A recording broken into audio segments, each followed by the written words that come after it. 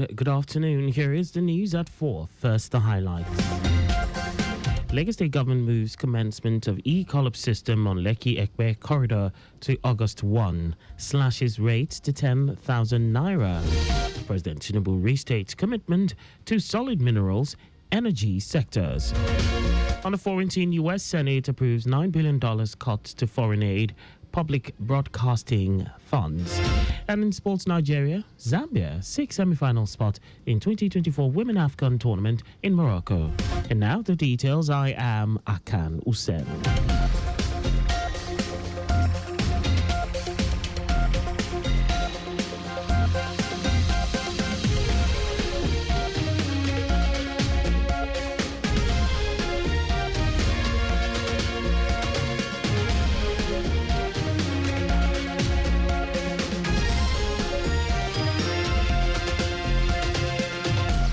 The Lagos State government has announced that the enforcement of the Lekki-Ekpe electronic collop system will now commence on August 1. Minister of Transportation in a statement also said the electronic collop charge will now be 10,000 naira as against the 12,500 naira per truck that was announced. The new kickoff date and new rates for the e-collop were agreed during a recent stakeholders meeting with the state government. The e-collop commencement was initially postponed from March to June 2025 and was later postponed again after truckers protested against the 12,500 naira levy imposed on trucks. In a bold stride towards strengthening health sector coordination and planning and delivering a stronger, more people-focused health system, the Lagos State Ministry of Health, in partnership with the Federal Ministry of Health and the sector-wide approach SWAP Coordination Office, has flagged off a capacity development workshop for health leaders and managers. The workshop is part of the Nigeria Health Sector Renewal Investment Initiative, NHSRII, themed towards rational, realistic, pragmatic, and comprehensive plan that informs health budget for the people of Lagos State. Special advisor to the Lagos State Governor on Health, Kemi Ogunyemi, who declared the workshop open, said it is pivotal. It is a pivotal moment of truth for health managers to take full ownership of ongoing reforms and prepare to effectively cascade them to frontline workers across Lagos. Ogunyemi stated that Lagos is already aligned with the SWAP architecture, which emphasizes harmonization, mutual accountability, and coordination between government and development partners.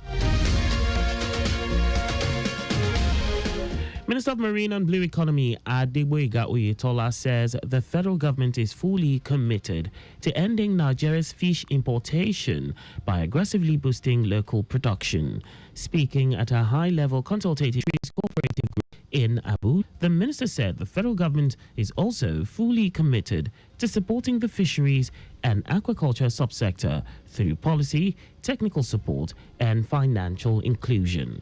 Oyetola outlined a bold vision aimed at transforming the nation's aquaculture into a powerhouse of food security, employment, and export competitiveness, declaring that Nigeria must chart a new course towards self-sufficiency in fish production. Oyetola said the government will scale up domestic fish production, reduce dependency on imports, and reposition the sector for sustainable growth. President Bola Tinubu has reaffirmed his administration's commitment to attracting investments into Nigeria's solid minerals and energy sectors. The president also listed reforms undertaken to improve the investment climate in Nigeria's solid mineral industry, including digital cadastre upgrades, security support for legal miners, and the establishment of value chain development clusters across the country. Tinubu spoke in Abuja at the 4th edition of the African Natural Resources and Energy Investment Summit, AFNIS 2025, organized by the Ministry of Solid Minerals Development. The president, who was represented by the Minister of Solid Minerals Development, Dele Alake, noted that Africa is at a critical juncture in its journey towards energy transition and resource-led industrialization. AFNIS 2025 brought together high-level government officials, investors, energy experts, and civil society actors from across Africa and beyond, as discussions focused on unlocking the continent's vast resource potential.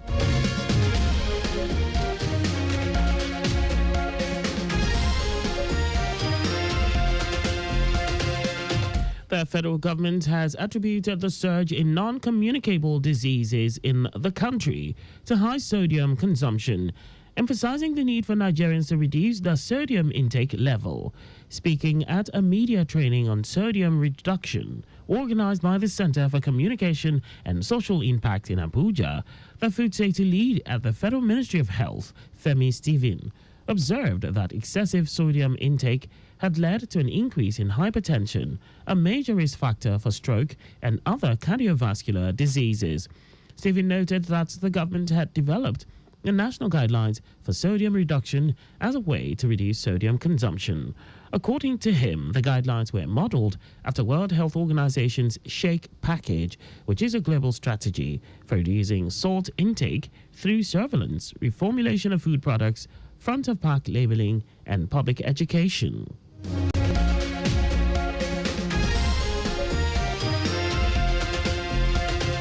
And now to foreign news. The United States Senate has passed a bill that seeks to cut $9 billion from funds previously approved for spending by Congress, including cuts to public broadcasting and foreign aid. The 51-48 vote happened just before dawn on Thursday, following an hours-long overnight vote-a-rama as a Republican-led Senate negotiated amendments. The bill, a so-called rescission package that allows Congress to claw back approved funding, is part of a larger effort to reduce federal spending by President Donald Trump. It now returns to the House of Representatives, the lower chamber of Congress, that had previously passed a version of the bill with $9.4 in proposed cuts.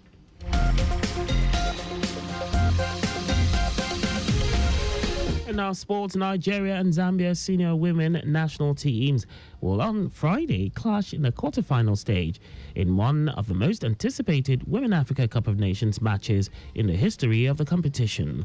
Nine-time champions Nigeria dominated the competition in the better part of the 90s and the last decades, but teams like South Africa, Morocco and Zambia, especially in the last 4 years, have grown in strength, confidence and general organization. The encounter between Nigeria and Zambia at the Labi Zaoli Stadium in Casablanca on Friday promises more than just fireworks. Nigeria's captain, Rashidat Ajibade, and Saudi Arabia-based defender Ashley Plumter were selected as part of the best 11 of the group stage, just as Zambia's trio of Lushomo Mwimba, Barbara Banda, and Rachel Kundananji. The Super Falcons welcome back midfield ace Deborah Abiodun, suspended for the clash with the Algerians on Sunday, while the spirited Esther Okoronkwo could start for the first time in the tournament alongside the calm but efficient Jennifer Echegini. And that's all for the news at 4. Always drive within the specified speed limit. You can follow us on like all our various social media platforms.